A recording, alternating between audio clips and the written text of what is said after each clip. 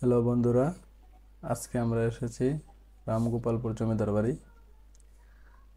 এটি জমিদার বাড়ির সামনের একটি ঘাট। দেখতে পাচ্ছেন প্রায় 200 বছর আগের ঘাটটি এখনো অক্ষত রয়েছে, মানে এখনো ব্যবহারের উপযোগ্য এরকম। অনেক সুন্দর। সামনে একটি বিশাল দিঘি।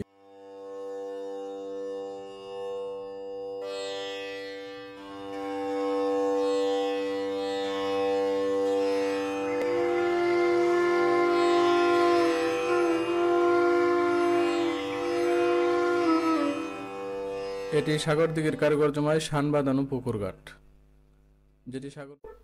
রামগোপালপুর জমিদার বাড়ি বাংলাদেশের ময়মনসিংহ জেলার গৌরীপুর উপজেলায় অবস্থিত এক ঐতিহাসিক জমিদার বাড়ি হলো এটি। প্রায় 1850 শতকের দিকে এই জমিদার বাড়িটি প্রতিষ্ঠিত হয়। তবে এই জমিদার বাড়ির বংশের মূল প্রতিষ্ঠাতা কে ছিলেন তা ইতিহাস থেকে জানা যায়নি। তবে এই জমিদার বংশের বেশ কয়েকজন বিখ্যাত জমিদারের নাম ইতিহাসের পাতায় উল্লেখ রয়েছে। তাদের কর্মের কারণে আজকে ইতিহাসের পাতায় তাদের নাম। চলুন দেখে আসি তাদের কর্মজীবন এবং তাদের জমিদারের শাসনামলকাল।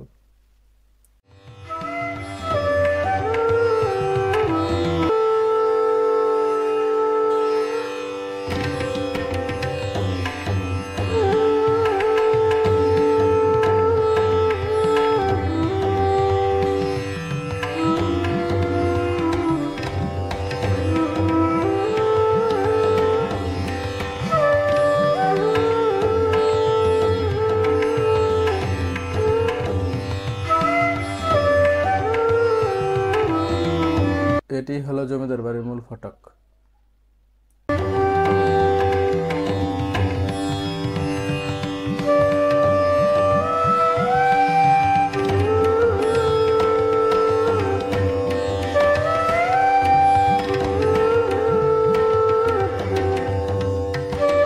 ফটকটি একসময় টাইলস দিয়ে সুসজ্জিত ছিল। কালের পরিবর্তনে এগুলো ভেঙে পড়ে গেছে, ধ্বংসস্তূপে পরিণত হয়েছে। এজন্য দেখার মতো কেউ নেই, এজন্য অসহায়ত্ব বোধ করছে এই দেয়ালগুলো। এটি 3 তলা বিশিষ্ট একটি প্রবেশদ্বার ছিল। দেখতে পাচ্ছেন উপরের লাইনগুলো এখনো ঝুলে আছে, কিন্তু ওয়ালগুলো খসে পড়ে গেছে। ঝুঁকিপূর্ণ বিদায় এটিকে টিন দিয়ে বন্ধ করে দেওয়া হয়েছে। এই যে উপরের লাইনগুলো এখনো ঝুলে অক্ষত আছে।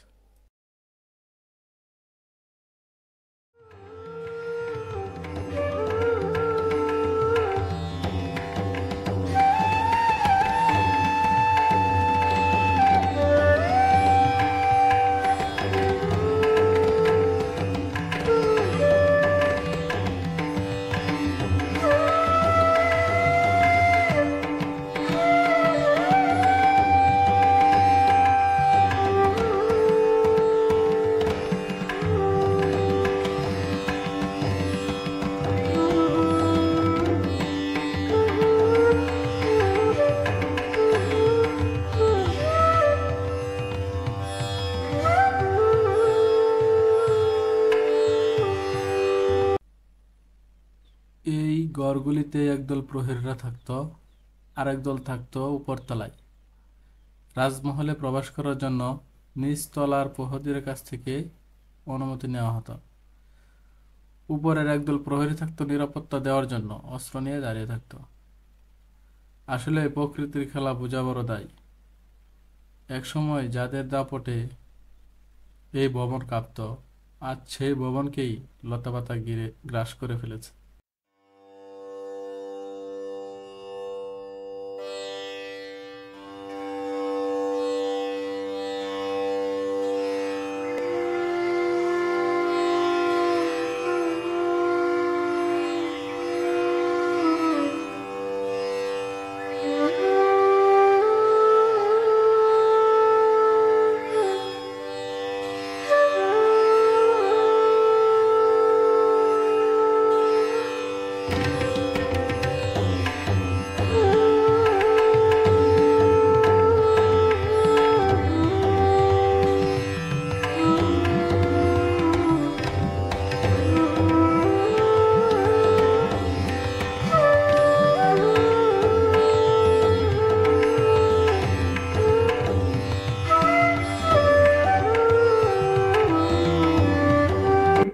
সামনেই দেখতে পাচ্ছেন একটি দ্বিতীয় ফটক।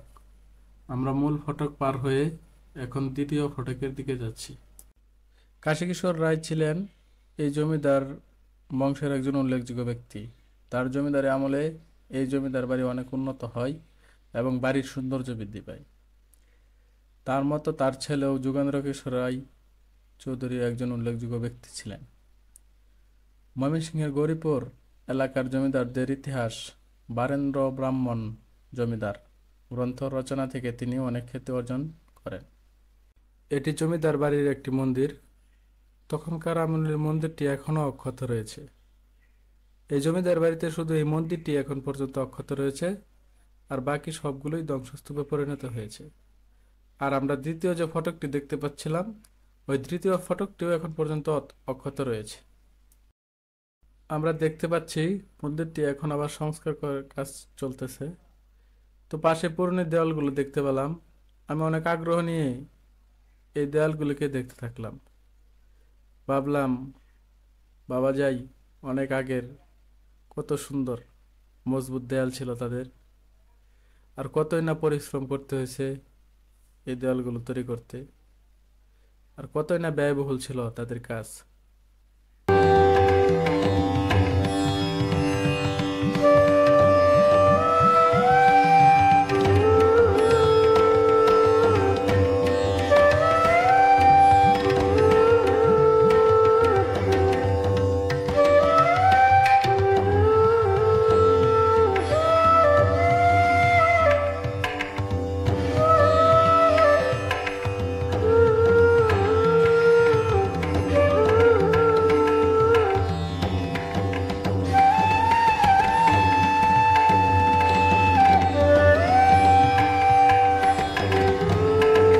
এখন আমরা দ্বিতীয় ফটকটি ঘুরে দেখব।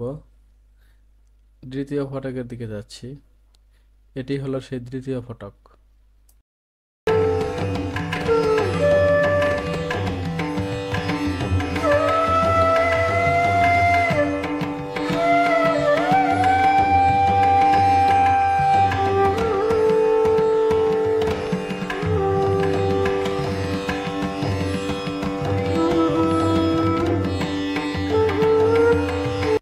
প্রায় 200 বছর আগের টাইলসগুলো এখনো নতুনের মতো চকচক করছে।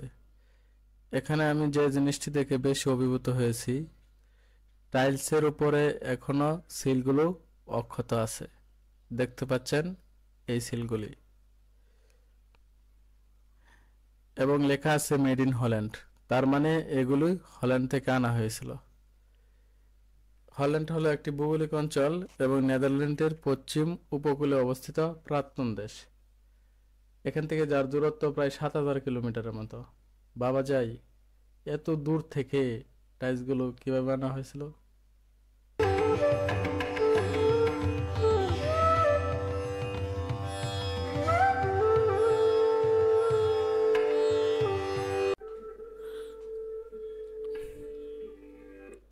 যোগেন্দ্র কিশোর রায় অনেক খ্যাতি অর্জন করেন। এছাড়াও তিনি ব্রিটিশদের কাছ থেকে রাজা উপাধি ও অনারারি ম্যাজিস্ট্রেট পদ লাভ করেন। তিনি তার জমিদারির সময় কারিগরি শিক্ষা বিস্তারের জন্য তার বাবা জমিদার কাশীকিশোর রায় চৌধুরীর নামে কাশীকিশোর কারিগরি বিদ্যালয় প্রতিষ্ঠাতা করেন। তিনি 4 সন্তানের জনক ছিলেন। তারপরে 4 সন্তানের মধ্যে এই জমিদারির দায়িত্ব পান তৃতীয় জন, মানে তার তৃতীয় সন্তান এই জমিদারির দায়িত্ব পেয়েছিলেন, যার নাম ছিল সৌরেন্দ্র কিশোর রায় চৌধুরী। ইতিহাস থেকে জানা যায় যে এই জমিদার বংশের অধিকাংশ লোকেরাই সঙ্গীতের প্রতি দুর্বল ছিলেন।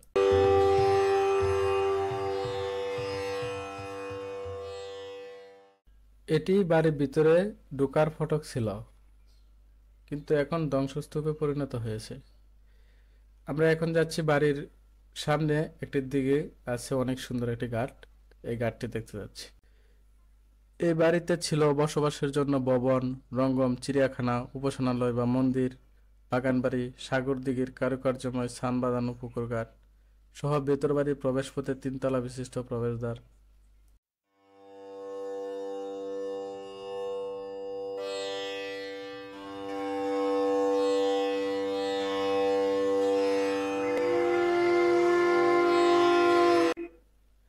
এখানেই রানীরা গোসল করত।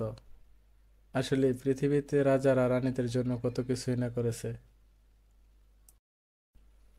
আমার ইচ্ছে থাকলো নিচ থেকে পুকুরটা ঘুরে দেখে আসি। তাই চারপাশটা ঘুরে দেখার পর একটু একটু করে পুকুরের নিচে নামতে থাকলাম।